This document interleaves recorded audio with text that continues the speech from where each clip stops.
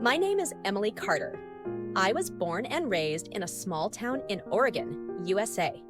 I grew up in a typical American household. Church on Sundays, football on Fridays, and family barbecues in the summer. I never questioned anything. Religion was until I went to college than a belief in our home. At 19, I moved to Seattle for university, a city full of culture, diversity, and, as I would come to learn, discovery. My roommate was a quiet, kind girl named Amina. She wore a headscarf and prayed 5 times a day. I'd never met a Muslim before. To be honest, I was nervous at first. All I really knew about Islam came from news headlines and Hollywood movies. But Amina was nothing like the stereotypes I'd absorbed. She was soft-spoken, thoughtful, and intelligent. We started talking more, first about classes, then about life.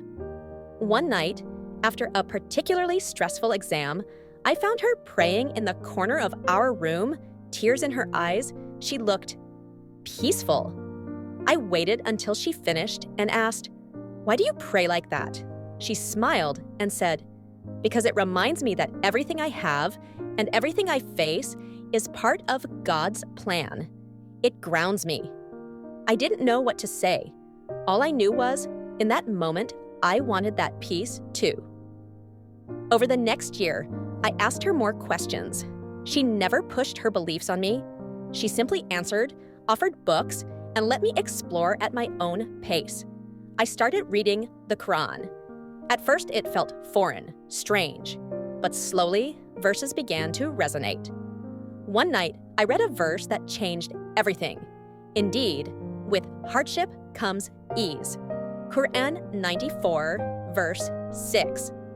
I cried reading that. I'd spent my whole life trying to outrun pain, my parents' divorce, losing a close friend to suicide, my own battles with anxiety.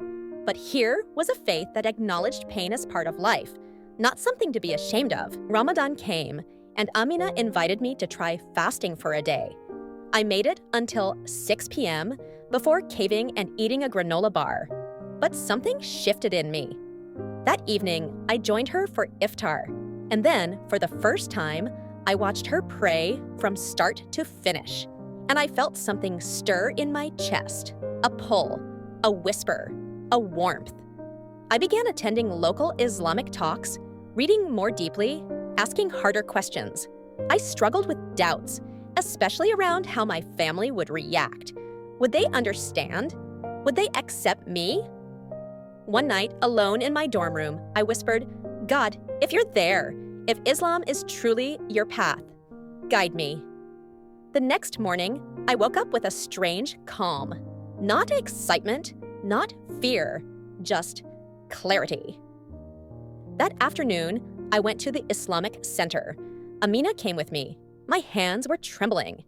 I stood before the imam and repeated the shahada. Ashhadu alla ilaha illa Allah wa ashhadu anna Muhammadur Rasulullah.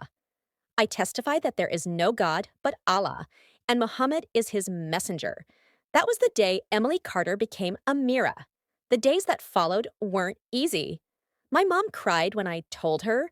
Some friends drifted away, but others surprised me with love, curiosity, even respect. I wear my hijab now not because I have to, but because it reminds me of who I am and who I belong to. I pray 5 times a day, and every time my forehead touches the ground, I feel closer to the one who brought light into my life. Islam didn't erase my past. It gave it meaning. It didn't change who I was. It revealed who I could be. This is my journey. This is my truth. And I'm still walking the path, one prayer at a time,